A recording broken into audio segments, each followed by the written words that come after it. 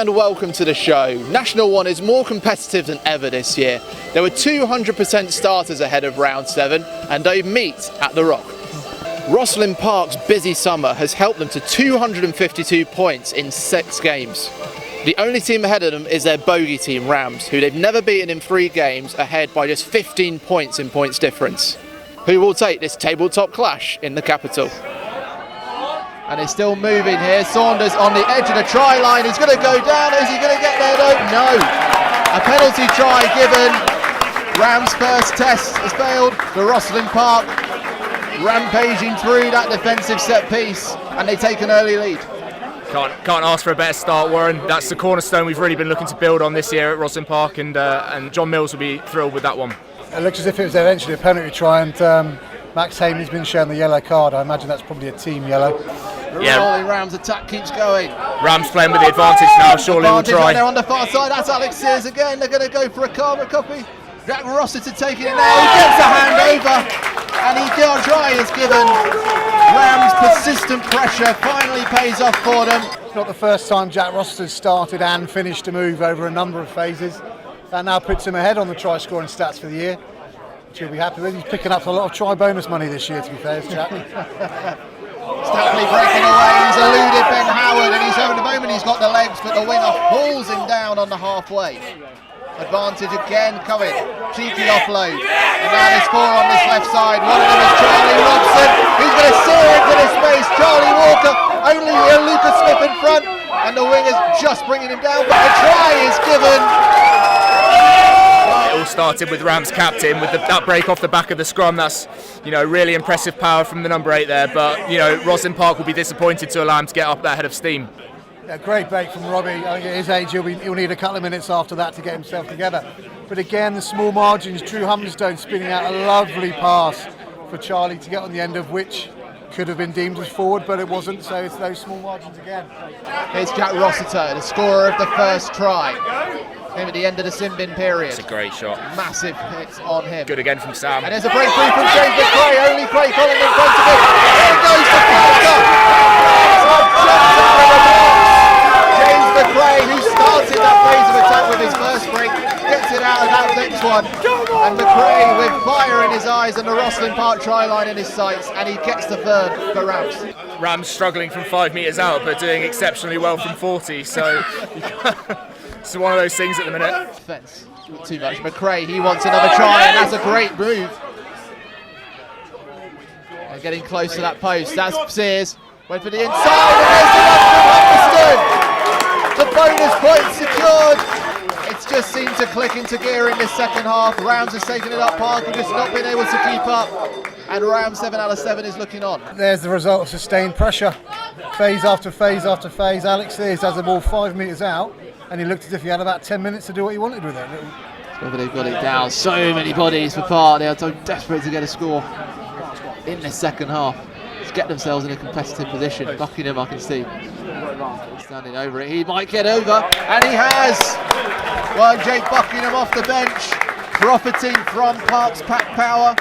Jake will be thrilled with that. That was a prop classic, and one that he will definitely savour. Sharp moves, and that is a third try.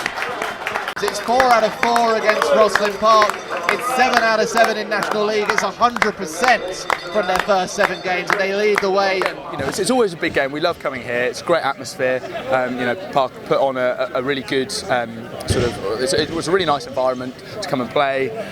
The pitch is great, and we enjoy playing a fast game of rugby. Now, talk me through your try. 2 minutes after the second half. I can't really remember it, to be honest. It kind of all happened very quickly. If we get through that initial line of defence, then they're going to have to fold quickly, and there might be some space in behind. I just saw it, and I went for it, and you just go on to autopilot after that, really. So we've got a really positive group of guys. If they're up, if they're down, there's no infighting. Try and make sure that everyone is just sticking to task. We always say that the biggest training session of the week is Saturday, and so far we've really brought that.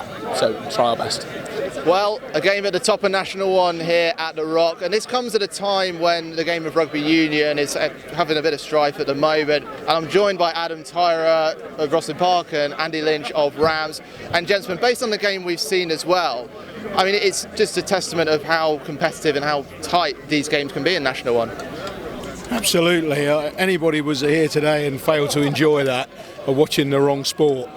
That was an amazing advert for our level of rugby, and it just shows what these players can do at this level. Obviously I'm very pleased with the result, but I'm pleased that everybody came off without an injury. Having said that, there's a very nasty eye there. Yeah, there is. I mean, Adam, as well, it's clear when you see rugby like this that there should be more encouragement for clubs to be ambitious and aim as high as they can. Absolutely. I mean, look at there's over 1,000 people here today. I haven't seen the count yet, but I mean, as Andy says, it was a great game of rugby. Everyone enjoyed it. 7 tries? Some fantastic nearly tries. I think we knocked on 3 times over the line and probably got 3 penalties awarded against us over the line as well. So, Rams deserve the win, but it's a great advert for rugby at this level, and the standard of the guys playing is just amazing, and the commitment that they put in week in, week out, training, and for this sort of go out in the afternoon is amazing. Definitely. I mean, you talk about that. These guys are coming in, they're working full-time jobs, and then they're coming and playing such great rugby at the weekend. Yeah, I mean, everyone here, has got a job to go to during the day. They get away for training Tuesday, Thursday nights, but also they do their own training around that as well. So it is a massive commitment from the guys playing at this level. Yeah, and of course, Andy, we talk about Rams as well, the growth that the club has gone through over the years, but it's not just it's been backed by sort of work in the junior programme as well. Yeah, very much so, yeah. I mean, we invest right from the top to the bottom, whether it be in improving our facilities or in coach development, making sure that all the coaches through the mini section are fit for purpose. And I'm sorry, but when people complain about money being spent at this level, they need to come and look at clubs like this and find out where some of the money is going, because it's not all going into players' pockets. And the 12.5 million that Brian Moore quoted is a ridiculous figure, but you've got 170 odd clubs benefiting from that 12.5 million. I would suggest that some people need to take a lesson a bit higher up the game about how to run a business. Absolutely. Adam, Andy, thanks very much. Here's the rest of the highlights from National 1, starting with the other top 4 clash at Volac Park. And it really was a cracker. Cinderford went into half-time 4 points behind, but 2 tries in 8 minutes sent them surging ahead, William Gilderson with the second. Cambridge almost completed a comeback last week. This time, they were able to take the 5 points, earning a penalty try in a battling encounter. At Hayward Road, Sale FC used similar tactics for a first win in 3. Hooker Jordan Brown took 3 of their 5 unanswered tries in 43 minutes. Esher did manage 3 in response, Owen Waters getting them started, but the search for a first win of the season continues for the men from Molesey Road. Plymouth Albion are enjoying life in National 1 once again. They put 7 tries past a hapless Hull. Kyle Spear heavily involved in the first 2 tries. 3 sin bins for Hull certainly helped Albion's cause, Jack Alton getting 2 of their 7 to help the hosts secure 3 consecutive wins for the first time since February 2020. Yeah, there's a lot of positives to come out of that game. Obviously the points on the board are pretty good. If we're being, kind of honest with ourselves, I think we probably left a fair few out there as well.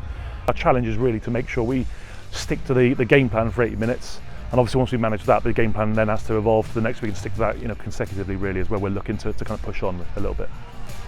Leeds Tykes are another side enjoying some good form of late, and they looked on for 4 wins in a row at half-time, Matt Burke giving them a 1-point lead.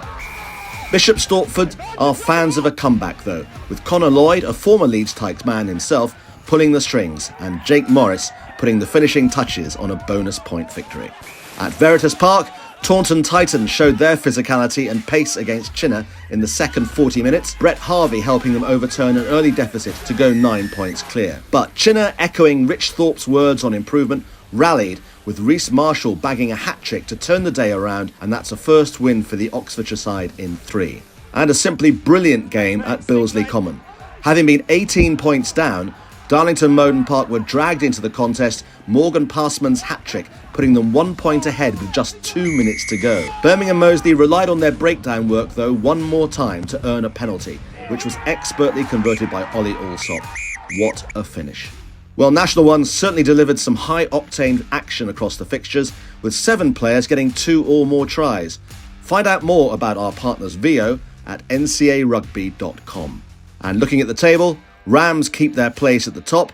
Rosslyn Park play Cambridge next week. That really is an important game. And as we approach the quarter mark of the entire season in the bottom half, Esher and Hull's problems continue. In National 2 North, there was a battle of bottom half sides at Dormoor. On a windy day in the Steel City, it was blowing in favour of Sheffield Tigers in the first 40 minutes, and Jamie Broadley took full advantage while Mark Island kicked 8 points. Harrogate did make the Tigers work for their win, the pack earning a penalty try, but they couldn't find the finishing touch for a second win of the season. Otley and Preston Grasshoppers were almost inseparable in Northern Premier last season, and this meeting was tight, Josh Rourke putting the visitors 3 points behind at the break. But the hosts would repeat last season's home win, Clark Wells powering over twice to give the home side 4 wins from their last 5 games. Alongside proceedings at the Rock, there's one more 100% team left in National League Rugby, with Fylde, Jordan Dorrington showing them at their best. Wharfdale were the latest team to suffer at the hands of the league's top scoring side, Ben Turner scoring the 5th of 6 tries at Woodlands. In Greater Manchester, Rotherham Titans looked to be making amends for last week's loss after 9 minutes, when they led through Jack Taylor's break. But Sedgley Park would maintain their unbeaten start to the season with Alex Brooks' burst, a first ever win for the Tigers against Titans. We had a bit of luck early on. We got some good go forward. Our face play was better than it has been in the last few weeks, and we just got to keep hold of the ball a little bit more. Done well to get a win this time. Last year, we was on the end of a draw and a loss, so we've managed to turn one round, which is good from our point of view, and it shows a bit of development in that. Yeah. Back in Sheffield, visitors Hull Ionians made it back-to-back wins on the road with 4 tries at Abbeydale Park, Lewis Minikin taking 2 of them. It was the first time the promoted side had hosted Ionians in 17 years, but they made them sweat by the end, Ryan Burrows ensuring a losing bonus. 139 miles north, Tyndale's search for first back-to-back wins since the opening day looked to be ending when Graham Dunn forced a try out of Chester. Having been 1 point behind at the break, Jan van der Venter's half-time team talk certainly inspired Ollie Wynne, giving them a lead 2 minutes after the break. They would not yield. And the other battle of the bottom was easily taken by Huddersfield, Tom Hodson displaying some rare running rugby for the Yorkshire side for their second win of the season. It means Bladen are winless after 7 attempts, put to the sword by hat-trick hero Lewis Workman, who saved his best till last. A day where National 2 North was decided in the second half. 6 of the games saw the teams separated by 6 points or less at the break. The same teams make up the top half, with the only change being Otley's rise by 3 places. They stay in touch with Fylde, 10 points separating the top 4. Chester and Wharfdale swap places, as do Sheffield Tigers and Preston Grasshoppers. Huddersfield are off the bottom. Harrogate take their place. Here's the action from National 2 East, and could Dorking maintain their strong start at the big field? It'll be bad news for Dorking fans on this occasion. Bury St Edmunds capitalised on their defensive errors. William Christie bursting away here. Charlie Reid's 4 penalties would secure victory, but the home side pushed them all away with Finn Osborne's last-minute try. He's certainly in the habit of it. Following last weekend's defeat, Blackheath were firing on all cylinders this time round, putting 4 of their 8 tries over the line in the first half. Alex Harris with 2. Guernsey were the second top scorers going into the game and enjoyed competitive spells, but Paul Schroeter's second for Blackheath ensured they could not take victory. A soggy affair at Barn Elms struggled to get going in the first 40 minutes as Barnes took the only point, Simon Keller kicking both penalties. Rochford 100 have profited from their pack this season, but they couldn't keep up with the hosts' pace. Josh Davis capping 21 points in the last 25 minutes. Let's head to the Gables, where fans were treated to 7 first-half tries. While Henley Hawks led, Jack Hogarth's hat-trick put Westcliff in a competitive position. Nigel Dudding's side have had a rocky road recently, but they outclassed their opposition after the break, Tom Voot landing the decisive blow. We gave away a few easy scores in that first period, particularly in the first half. And it turned into a bit of basketball. They score, we score, they score, we score, which we tried to avoid. Positive, we took the 5 points and came away with a victory, but seeing as our defence has been one of our strong points, we probably leaked a few too many points today. Back at Dry Lees, won the last 3 games there, so hopefully we can continue making that into a fortress. The game in Kent was decided after 90 seconds when North Walsham's William Hodgson was shown a red card for an upended tackle on Tunbridge Juddion's Duncan Tout. It set up the home side to cruise in 7 tries as Hugo Watson shone to score a hat-trick, taking 3 wins in a row at the Slade. Another red card looked to be defining the game at Worthing when the Raiders lost Fraser Bruce 20 minutes in and Old Albanian stretched ahead through Dan Lilly. But the South Coast side rallied brilliantly to put 6 on the board, Curtis Barnes surging to the top of the try-scoring charts when he started a hat-trick. And Sevenoaks put on a show at Noel Paddock. Benjamin Adams took a leading role to take all 8 first-half points against Canterbury. While Will Young put them a point behind after the break, the promoted side responded through Jonathan Short for a first win since the opening day of the season. Orders evens in National 2 East this week. 50 tries were scored in the 7 fixtures, 25 either side of the half-time whistle for entertainment across the board. Blackheath returned to the top of the table. Barnes, Henley Hawks and Worthing Raiders also take advantage of Dorking and Old Albanian's losses. Rochford 100 dropped 2 into the bottom half, while Sevenoaks leapfrogged by 2 places. There's a first point for bottom side Westcliff since round 4. And let's finish in National 2 West with a meeting of top scoring sides at Topsham. Hinckley have enjoyed an unbeaten run on the road, and this will be extended to 4 games at Exeter University. Alex Salt topping and tailing a 5-try win. The students have been brought back down to earth following their strong start, but a late push from Oscar Gleave ensured 2 bonus points. This asked a big question of Hinckley's Midlands rivals Leicester Lions, but they'd no problem against Bourneville, Jamel Hamilton getting them started 3 minutes in. The Wesley Park side would score 9 tries on the day, James Stubbs with some clever play to send the Lions surging up the table. There was another big win at Station Road as Clifton put 9 tries of their own on the board, Danny Openshaw scoring a hat-trick. They're the highest scoring team in National League Rugby. Hornets, the latest victims of their running game, as Joe Owen demonstrated on the hour. There was a tug of war at the Crumb as Alex Wainwright's effort for Loughborough students was cancelled out by Lucktonian's Ben Link. Discipline would decide the game as an error from the visitors gave Tom Smith a kick at glory. 35 metres out, no problem for the fly half. Yeah, naturally really delighted. We worked really hard. I think we deserved the win. First half we put them under a lot of pressure. It was good to get it over the line. Second half we're making great strides every week. That's all we can ask. We're getting better week in, week out. And then if we keep doing that, then we're going to be in a good place come Christmas and then a good place come the end of the season. If Dings Crusaders thought their unbeaten run would continue in Cornwall, Redruth proved them wrong with 4 tries in the first 20 minutes. Ed Pascoe a star in the pack. The Bristol outfit were second best across the park. Will Trewin setting up Jess Thomsett in the second half to go 3 games unbeaten. Aldred Cliffian's Jaden Curry had an eventful day. Sinbind in the first half for a stamp. He scored their second try to ensure victory at Pottington Road. Barnstable gave them a tough contest through flanker Jonathan Kelly crossing the line twice to ensure the fans were kept on the edge of their seats. And what a game in the West Midlands. Starbridge made a superb start when Nigel Mukarati's pair of tries gave them the lead 15 minutes in. But Newport Salop then kicked into gear. Substitute James Morton the driving force behind their 5-try display, enough to edge out the struggling home side. So some big wins in National 2 West, with 3 teams taking 25 of the 61 tries scored.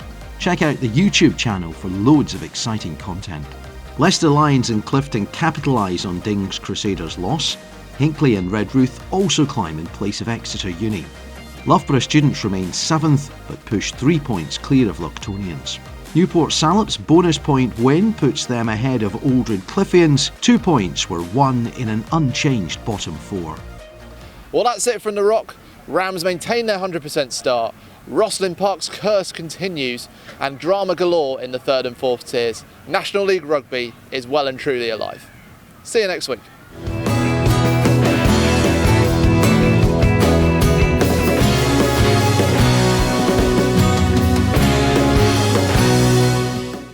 What's up guys, Warren Muggleton here reporting from The Rock. Thank you so much for watching that National League Rugby video. For more from the 3rd and 4th tiers of English Rugby, then subscribe just over here. And don't forget to click the bell so you're notified when new content is published.